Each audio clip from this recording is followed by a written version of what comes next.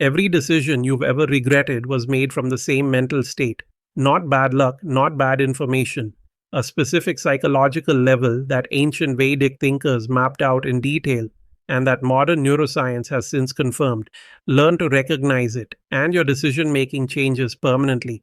In this video, I'll show you number 1, the 3 levels every decision comes from, and why most regret traces back to exactly one of them. Number 2, how to tell in real time which level you're deciding from before you commit to anything. Number 3, a practical method drawn from Vedic philosophy for shifting your decisions to a level that produces outcomes you can actually live with. Let's get into it.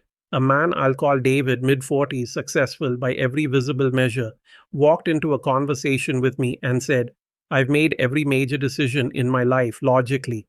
I made lists, I ran the numbers, and I still ended up in the wrong career, the wrong marriage, and the wrong city. He wasn't irrational, he was thoughtful, but there's a difference between thinking and deciding from the right place. That difference is what this video is about. Picture a river with 3 layers. The surface is choppy, reactive, constantly moving. Beneath that is a slower current, more deliberate, and deeper still, almost still water, clear and undisturbed. Vedic philosophy describes the human decision-making apparatus in almost exactly those terms. 3 distinct levels, the manas, the buddhi, and the atma. You don't need to memorize those words. What matters is what they do. The manas is the reactive mind. It's fast, emotional, and driven by 2 forces, craving and aversion. You want something or you're running from something. That's it. When you're deciding from this level, you're not really thinking. You're reacting. Daniel Kahneman, who won the Nobel Prize in economics for his work on human judgment, calls this system 1 thinking, fast, automatic, emotional. He spent decades documenting exactly how often it leads us wrong, especially in high-stakes situations. The buddhi is the intelligence, slower, more deliberate. It can override the reactive mind when trained to do so. Kahneman's system 2 maps onto this almost perfectly. It's the part of you that can pause, weigh options, consider consequences. Most people think this is the highest level of decision making available to them. It isn't. The Atma, in the Vedic framework, is deeper awareness, not emotion, not analysis, but a kind of knowing that's quieter than both. Secular psychology doesn't have a perfect word for it, but researchers who study expert intuition, the kind chess grandmasters and experienced surgeons use, are pointing at something similar. It's not reactive and it's not purely analytical, it's integrated. The research on regret is striking. A 2020 study published in the journal Emotion found that the decisions people regret most share a common thread.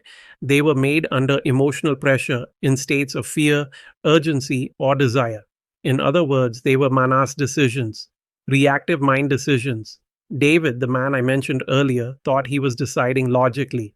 But when we trace back his biggest choices, every single one was made at a moment of either anxiety or excitement. He was either running from something or chasing something. That's the reactive mind, even when it dresses itself up in spreadsheets. The practical point here is this. The level you decide from matters more than the information you have. You can have all the right data and still make a decision you'll regret if you're making it from the wrong internal state. There's a specific physical sensation that accompanies reactive mind decisions. Most people have felt it but never named it. It feels like urgency, like the decision has to happen now, like if you don't act immediately, something bad will occur or something good will disappear. That feeling of I need to decide right now is almost always a signal that you're in the manas, the reactive mind. The Bhagavad Gita describes this state precisely. It says that when the mind is agitated by desire, the intelligence becomes clouded. The Sanskrit term is prajnavadam, the corruption of discernment. You're not stupid in that moment. Your intelligence is simply offline, overridden by the emotional charge of the situation. Kahneman documents the same phenomenon in behavioral economics. He calls it cognitive ease versus cognitive strain. When we're emotionally activated, we default to the fast, easy path, which is usually the reactive one. We feel certain even when we're wrong. That false certainty is one of the clearest markers that you're not deciding from intelligence. So how do you catch it? There are 3 reliable signals. First, time pressure. If you feel like you have to decide immediately and that pressure is coming from inside you rather than from a genuine external deadline, that's the reactive mind talking. Real deadlines exist, but most of the urgency we feel is manufactured by anxiety or craving. Second, the presence of a strong emotion attached to one of the options, not a preference, an emotional charge.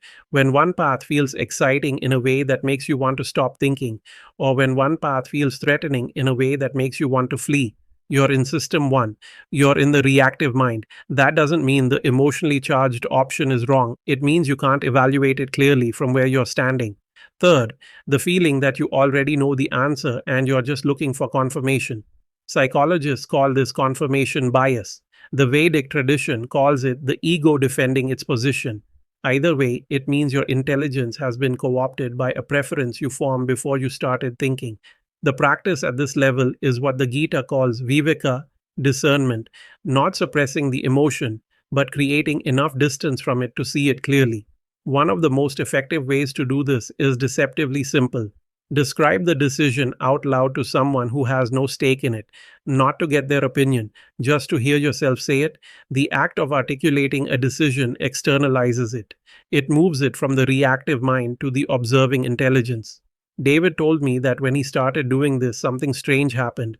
He'd start explaining his reasoning to a friend, and halfway through a sentence, he'd stop and say, "Actually, that doesn't make sense." The intelligence was catching what the reactive mind had hidden. That's Viveka in action. Knowing how to make better decisions isn't about being smarter.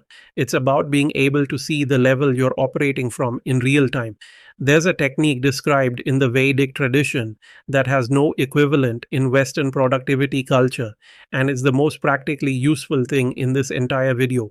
It's called Sthita Prajna, which translates roughly as stable wisdom or settled intelligence. The Bhagavad Gita devotes an entire section to it.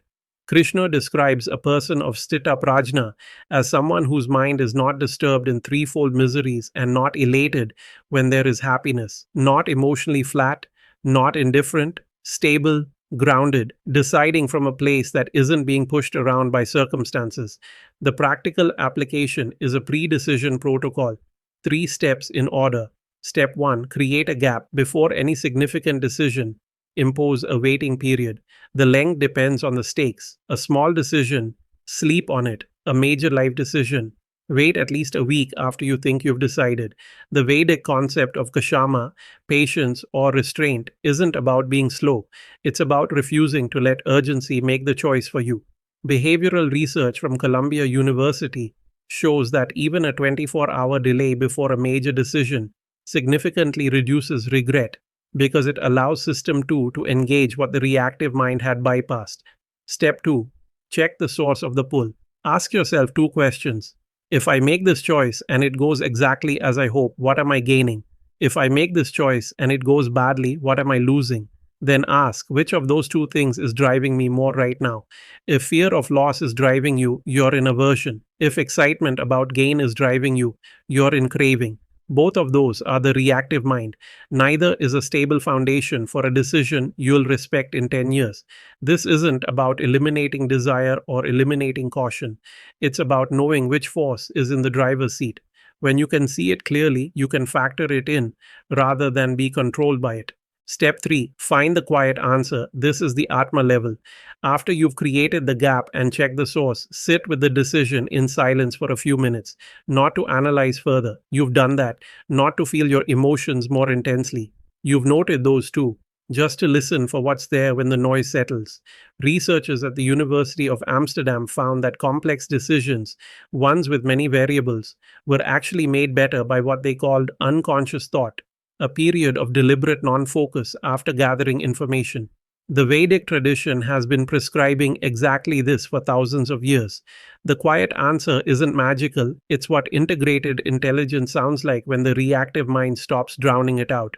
David used this protocol before making a career change he'd been avoiding for 3 years. He told me, "For the first time, I made a decision that felt like it came from me, not from fear or from wanting to impress someone."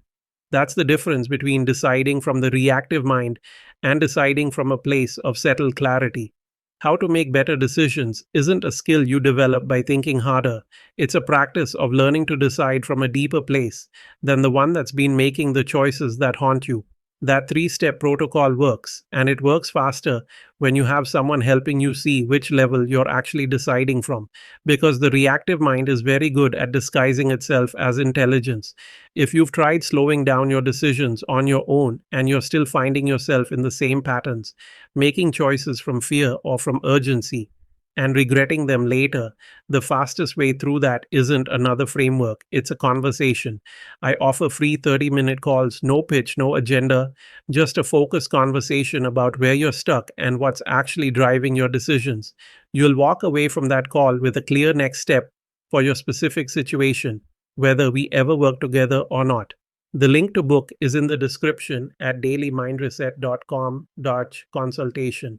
If this kind of thinking is useful to you, subscribe so you don't miss what's coming next. What's one decision you've been sitting with lately? And do you know yet whether it's coming from clarity or from fear?